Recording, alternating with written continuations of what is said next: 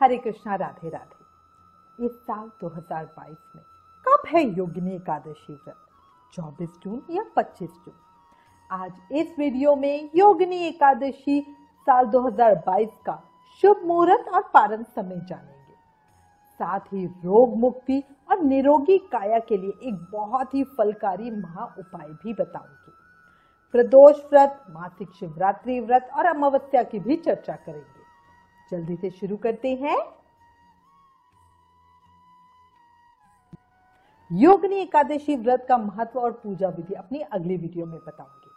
अभी शॉर्ट में बस इतना कहती हूँ, योगिनी एकादशी बहुत अधिक पुण्य देने वाली महाफलकारी एकादशी है।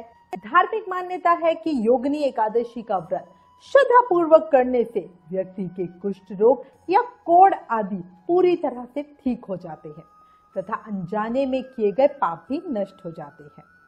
योगिनी एकादशी का व्रत रखने वाले लोगों को धरती पर सभी सुख सुविधाओं का सुख मिलता है और अंत में मोक्ष की प्राप्ति होती है। जीवन में हम सब से जाने अनजाने में इतने ही पाप हो जाते हैं, इसी से हमें इस योगिनी एकादशी का व्रत जरूर ही रखना चाहिए। जिस तरह योग से हम शुद्ध होते हैं, उसी तरह इस योगिनी एकादशी के व्रत के प्रभाव से हमारी आत्मा, शरीर, विचार और वाणी सब शुद्ध हो जाते हैं।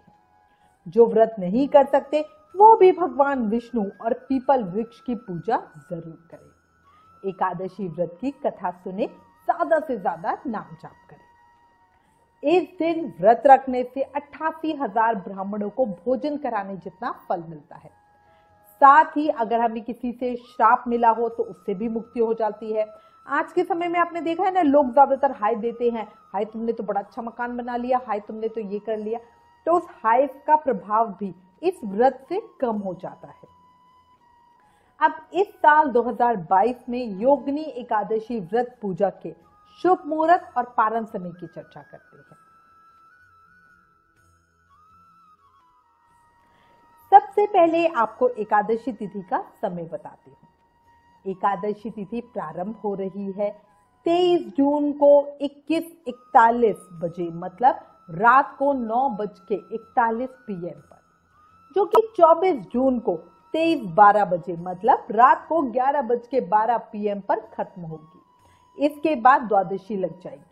अब आपके मन में प्रश्न आएगा कि जब एकादशी तिथि 24 जून को रात को 11:12 PM पे पूरी तरह से खत्म हो जाएगी, फिर 25 जून को तो व्रत करने का सवाल ही नहीं उठता। फिर क्यों कह रहे हैं कि 24 को व्रत करें कि 25 को व्रत करें? तो इसका उत्तर मैं अभी थोड़ी देर में आपको दूंगी।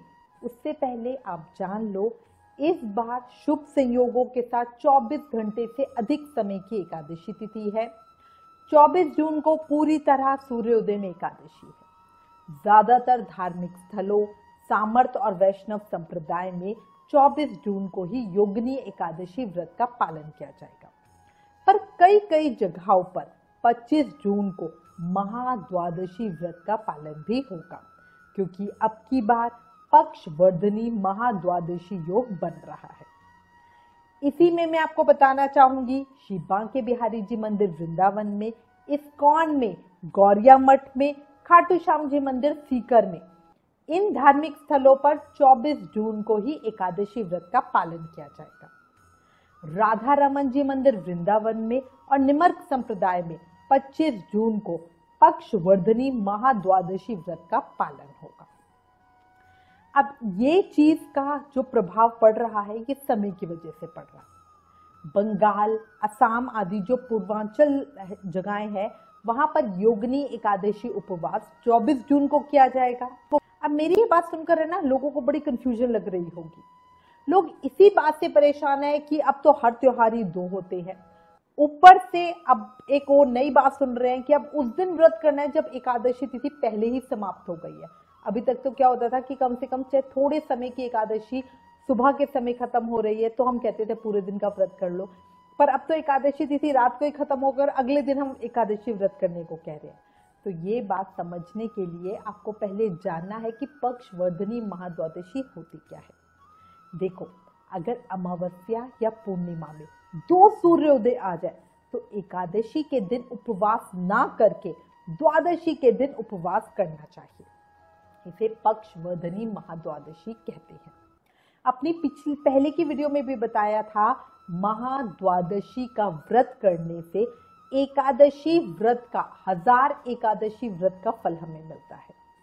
8 तरह की महाद्वादशी बताई गई है। इसके अलग अलग प्रभाव होते हैं और इन्हीं सभी महाद्वादशी को भगवान ने स्वयं अपने श्रीमुख से कहा है कि इसमें व्रत करना बहुत बहुत अच्छा होता है। अब की बार बहुत अलग संयोग देखने को मिल रहे हैं। समय का फेर है, जगह के हिसाब से सूर्य की स्थिति बदलती है, इसलिए जगह के अनुसार सूर्य उदय होने का समय भी बदलता है। आप एक बात ध्यान कर लो, 28 जून को सुबह 5:11 AM से 29 जून सुबह 7:07 AM तक अमावस्या तिथि है। जिन स्थानों पर मतलब जिन जगहों पर 28 जून को सूर्योदय का समय प्रातः 5:10 AM से पहले है, वहां शुक्रवार 24 जून को योगिनी एकादशी का व्रत किया जाएगा। बंगाल, असम आदि जो पूर्वांचल वाली जगहें हैं, वहां पे 24 जून को ही व्रत किया जाएगा। और जिन जगहों में 28 जून का सूर्योदय का समय प्रातः 5:11 AM है या उसके बाद का है, वहां शनिवार 25 जून को पक्षवर्धनी महाद्वादशी व्रत किया जाएगा। उत्तर और पश्चिमी आंचल में अमावस्या अहोरात्र होने के कारण पक्षवर्धनी महाद्वादशी व्रत उपवास किया जाएगा। दिल्ली में भी जो सूर्योदय का समय है वो 5:11 AM के बाद का है, इसलिए 24 जून को व्रत ना करके 25 जून को व्रत करना ज्यादा उत्तम है। अब बहुत लोगों को ये कंफ्यूजन है क्योंकि उन्होंने कभी भी एकादशी की हम चर्चा कर रहे हैं और हम अमावस्या और पूर्णिमा तिथि का समय देख रहे हैं, तो उनको ये बात बहुत अटपटी सी लगती है, बट इसका विधान हमारे शास्त्रों में ही मिलता है। अब पारण समय की चर्चा करते हैं। व्रत कब खोले? जो लोग 24 जून को व्रत करेंगे वो 25 जून को सुबह 7:25 AM से 9:25 AM के बीच अपने योगिनी एकादशी व्रत का पारण करेंगे। 25 जून को हरिवासर समाप्त होने का जो समय है वो 5:41 AM है। हरिवासर होता है जो हमारी द्वादशी तिथि की पहली 1/4 अवधि होती है, उसे हरिवासर समय कहा जाता है और इस समय में कभी भी हमें अपना व्रत नहीं खोलना चाहिए। जो लोग 25 जून को महाद्वादशी व्रत करेंगे वो अपने व्रत का पारण 26 जून को सूर्य उदय के बाद और सुबह 9:25 से पहले करेंगे। मतलब सूर्य उदय होने के बाद अपने व्रत को खोलें, पर 9:25 AM से पहले अपने व्रत को खोल लें। 26 जून 2022 दिन रविवार को रवि प्रदोष व्रत रखा जाएगा। ज्येष्ठ कृष्ण त्रयोदशी तिथि जो है वो हमारी शुरू हो रही है 26 जून को 1:09 AM पर रात के समय, और जो तिथि समाप्त है, त्रयोदशी तिथि जो समाप्त हो रही है वो 27 जून को 3:25 AM पर। इस तरह 26 जून को पूरे दिन की सूर्योदय में त्रयोदशी तिथि है। अच्छा, प्रदोष पूजा का जो शुभ मुहूर्त समय है वो 19:23 बजे से 21:23 बजे तक के बीच का है। ये अवधि 2 घंटे 1 मिनट की है। मासिक शिवरात्रि व्रत 27 जून 2022 दिन सोमवार को रखा जाएगा। सोमवार और मासिक शिवरात्रि व्रत का संयोग होने से शिवजी जी की पूजा करने का फल हमें 2 गुना मिलेगा। बहुत ही शुभ संयोग बन रहा है क्योंकि शिवरात्रि भगवान शिव का दिन है और सोमवार तो भगवान शिव का ही दिन है, तो इस तरह से डबल संयोग बन रहा है जो भक्तगणों को बहुत लाभ पहुंचाने वाला है। इस बार 2 अमावस्या तिथि है। अमावस्या की जो तिथि है वो शुरू हो रही है 28 जून दिन मंगलवार को सुबह 5:52 AM से, और जो अमावस्या की तिथि है खत्म हो रही है, समाप्त हो रही है, वो हो रही है 29 जून दिन बुधवार को 8:21 AM पर। इस बार अमावस्या तिथि पर 2 सूर्योदय होंगे और 24 घंटे से अधिक समय तक अमावस्या तिथि रहेगी। अमावस्या के पितृ कार्य हम 29 जून दिन बुधवार को करेंगे। अब ये तो हो गई समय के साथ पूरी चर्चा। अब भी कुछ लोग बहुत कंफ्यूज होंगे कि वो क्या करें। तो देखो, एक लाइन में उत्तर दूंगी और कहूंगी ये गणना समझने की जरूरत नहीं है। आप जिसको भी मानते हैं, जिनको भी फॉलो करते हैं, उनके अनुसार व्रत कर लो। जो शुद्ध भक्तगण है वो श्री हरि भगवान की प्रसन्नता के लिए 24 जून और 25 दिन दोनों दिन का व्रत करें। इस तरह आपका एकादशी व्रत ही 48 घंटे का होगा और बहुत अच्छा संयोग बनेगा, क्योंकि योगिनी एकादशी पूरे दिन की है और अगले दिन महाद्वादशी है, तो आपको बहुत बहुत उत्तम फल मिलेगा। अगर आप चाहो तो दोनों दिन फलाहार खा के व्रत कर लो। ऐसा नहीं कि आपको निर्जल व्रत करना है या बिना कुछ खाए करना है। अब कई लोग हमें फॉलो करते हैं, वो हमसे पूछते हैं, तो देखिए हमारे परिवार में 24 जून को व्रत किया जाएगा। मैं पर्सनली दोनों दिन का व्रत करती हूँ। बहुत ही शुभ संयोग बन रहे हैं। अगर आपके अंदर शारीरिक सामर्थ्य है तो दोनों दिन का व्रत करें। अब कई लोगों के मन में ये भी प्रश्न आता है कि जब 24 जून को सूर्योदय में पूरे दिन की एकादशी है, तो उस दिन तो हम व्रत कर नहीं रहे, और उस दिन तो हम खाना खा लेंगे, और जब रात को ही एकादशी तिथि समाप्त हो जाएगी तब हम अगले दिन व्रत कर रहे हैं। ऐसा क्यों? क्योंकि ये शास्त्रों का मत है, महाद्वादशी योग में एकादशी का व्रत करना ज्यादा फलकारी होता है। 25 जून को द्वादशी युक्त एकादशी नहीं है, पूरी तरह से महाद्वादशी है, पूरी तरह से द्वादशी तिथि ही है, इसीलिए इसे महाद्वादशी कहा जाता है।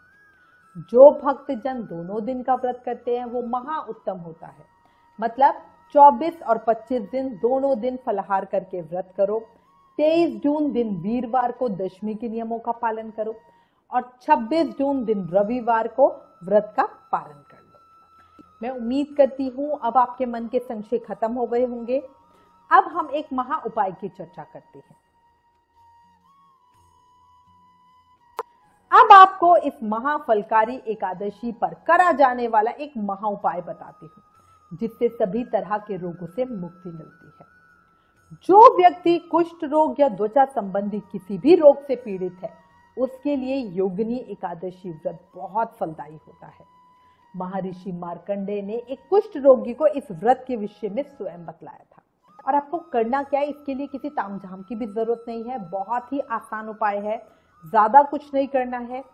सबसे पहले जो भी रोगी है उसके शरीर पर चरणामृत से छींटे मारे।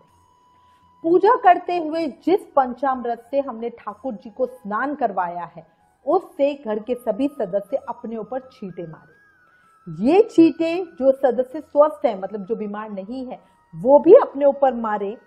इस चरणामृत को थोड़ा थोड़ा सभी हाथ में लेकर इसको पिए भी।